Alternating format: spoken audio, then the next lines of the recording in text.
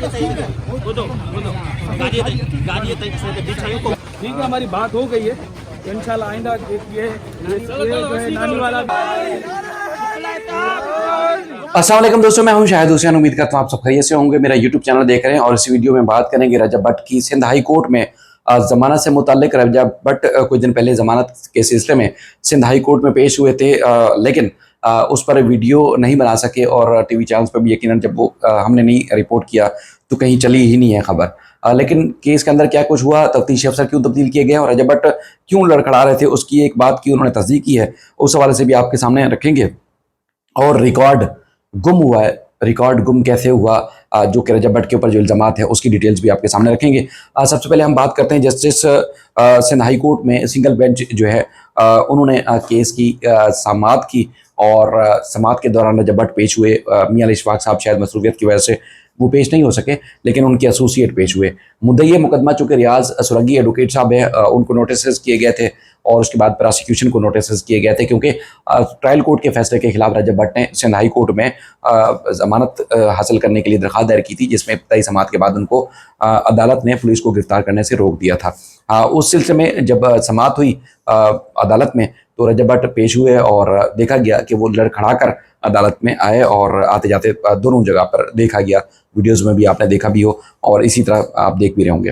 उस दौरान चूंकि रजब भट्ट के केस में जब नोटिस हुए उनकी दरख्वास्त जमानत के ऊपर, तो मुद्दई मुकदमा रियाज सोलंकी एडवोकेट साहब और तफ्तीशी अफसरान जो पुलिस एहलकार थे, प्रोसिक्यूशन, उनको जो है वो भेजे गए थे ताकि इस केस की डिटेल्स उन तक पहुंचाई जाए और फिर उनका इस जमानत के मामले में क्या कहना है उस हवाले से डिटेल जो है वो सिंध हाई कोर्ट के सामने भी रखी जा सके। तो रियाज सोलंकी एडवोकेट साहब पेश हुए, उन्होंने कॉपीज़ चूँकि इस केस की जो रजब भट्ट की तरफ से दरख्वास्त जमानत में मौक़िफ़ इख्तियार किया गया है, उसमें क्या कहना है उसकी कॉपीज़ सप्लाई की गई पार्टीज़ को, यानी कि जो मुद्दई मुकदमा है उनको, प्रोसिक्यूशन को और आईयूज़ को।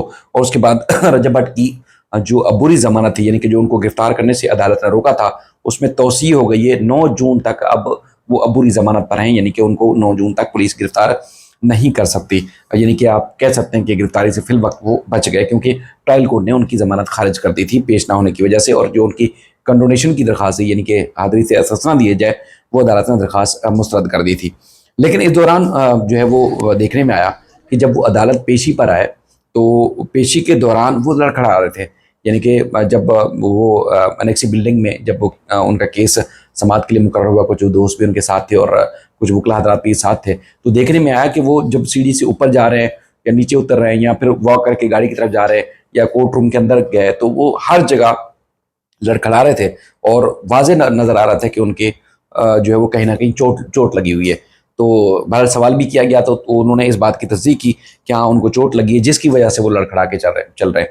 लेकिन कहीं और मेरे नहीं ख्याल कि किसी वीडियो में किसी जगह पर उन्होंने इस तरह की बात की हो कि वो लड़खड़ा क्यों रहे हैं और चलने में उनको क्यों परेशानी हो रही है। बहरहाल इस सूरत हाल में लड़खड़ा कर परेशानी के आलम में वो पहुँचे और उसके बाद फिर उनकी ज़मानत की जो दरख्वास्त थी उसकी समाअत हुई। अब जो रियाज सोलंकी एडवोकेट साहब हैं, उनका ये कहना है कि अब जो कि केस रजब भट्ट के खिलाफ थाना हैदरी में दर्ज किया गया था, उसमें जो तफ्तीशी अफसर मुकर्रर किए गए हैं, इससे पहले थे इंस्पेक्टर, अब डीएसपी रैंक के तफ्तीशी अफसर मुकर्रर किए गए हैं।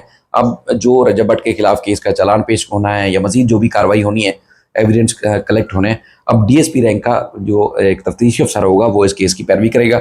इससे पहले जो तफ्तीशी अफसर थे उनका इंतकाल हो चुका था और उस दौरान इंतकाल होने के बाद जब एसआईयू को बुलाया गया हैदरी थाने के अदालत के अंदर ट्रायल कोर्ट में, तो उन्होंने कहा कि रजब भट्ट के खिलाफ कोई भी शवाहिद सबूत एविडेंस जो भी मुद्दई की तरफ से उठाए गए हैं वो उनके पास नहीं है। तो और जो कॉपीज़ लेके आए भी थे तो वो भी डुप्लीकेट कॉपीज़ थी, यानी कि पूरा का पूरा रिकॉर्ड, पूरी की पूरी फाइल रजब भट्ट के खिलाफ जो हैदरी थाने में दी गई थी मुद्दई मुकदमा की तरफ से वो गायब है। और इन्वेस्टिगेशन भी रजब भट्ट की तरफ से ज्वाइन नहीं की गई। ट्रायल कोर्ट में भी रियाज सोलंकी साहब का कहना है कि वो रजब भट्ट जो है वो पेश नहीं हुए, जिसकी वजह से जो है वो ट्रायल कोर्ट ने उनकी ज़मानत खारिज की। तो ये मामला बड़ा गंभीरता या एक गंभीर शक्ल इख्तियार करता जा रहा है।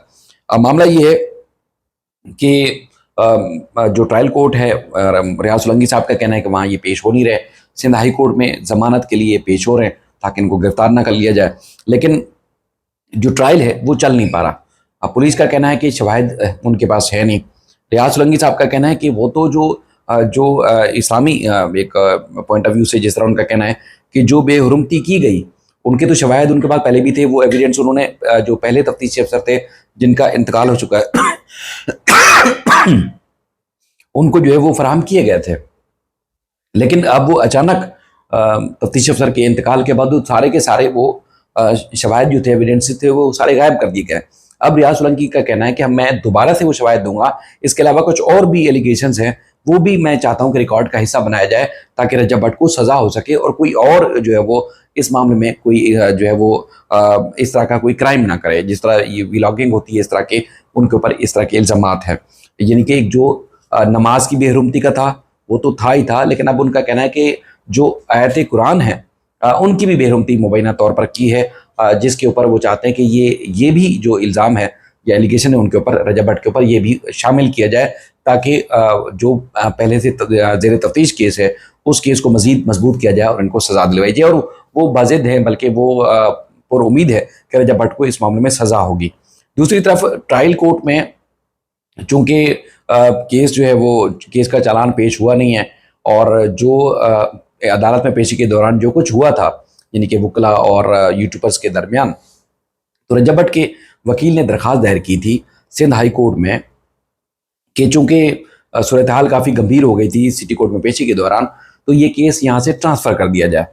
लेकिन जब chief justice Sindh high court ने पूछा कि क्या इस केस के चालान या जो केस है क्या उसकी प्रोग्रेस हो चुकी है, तो पता चला कि वो प्रोग्रेस ही नहीं हो चुकी। तो इस बात पे कि अदालत ने, क्योंकि अगर शायद ये केस चलता तो डिसमिस भी मुमकिन तौर पर हो सकता था, लेकिन अदालत ने वो केस जो है वो वापस लेने पर खारिज कर दिया।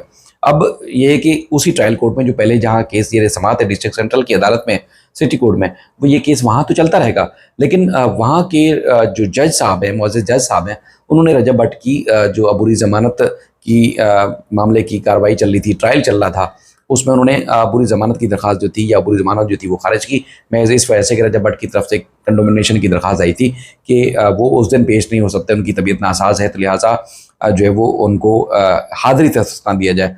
तो अदालत ने हाज़िरी से इस्तिस्ना देने के बजाय उनकी ज़मानत ही खारिज कर दी थी। इसलिए रजब भट्ट को फिर चूँकि कानून के मुताबिक हाई कोर्ट आना पड़ा ज़मानत हासिल करने के लिए, जिसके लिए वो ज़मानत लेने के बाद जो है वो अब हाई कोर्ट में भी पेशियाँ भुगत रहे हैं।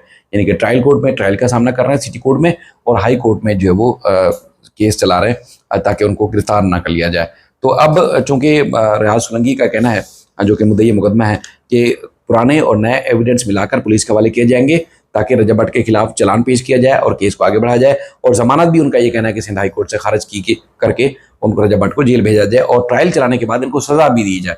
अब देखते हैं कि रजब भट्ट साहब के जो वकला हैं, जो उनके जो चूँकि बड़ी कानूनी टीम है, अब वो इस केस को किस तरह फाइट करते हैं। और सिंध हाई कोर्ट उनको अबूरी रिलीफ तो दे चुकी है, मुस्तकिल रिलीफ देती है नहीं देती वो फरीकैन के दलाइल सुनने के बाद ही पता चलेगा। इसी तरह ट्रायल कोर्ट में अब DSP रैंक के तफ्तीशी अफसर रखे गए हैं, मुकर्रर किए गए हैं।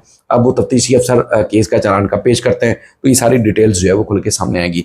बाकी ये है कि जो लड़खड़ाने की वीडियो थी जो आपने देखी, उसमें कुछ कह नहीं सकते, क्योंकि रजब भट्ट ने तस्दीक इस बात की ज़रूर की है कि वो जो लड़खड़ा रहे उनको चोट लगी है। किस वजह से लगी है, कैसे लगी है, क्यों लगी है, इस बारे में उन्होंने कुछ नहीं बताया। मज़ीद इस सिलसिले में आपको अपडेट देते रहेंगे। अपना बेहद ख्याल रखिएगा। अल्लाह हाफ़िज़।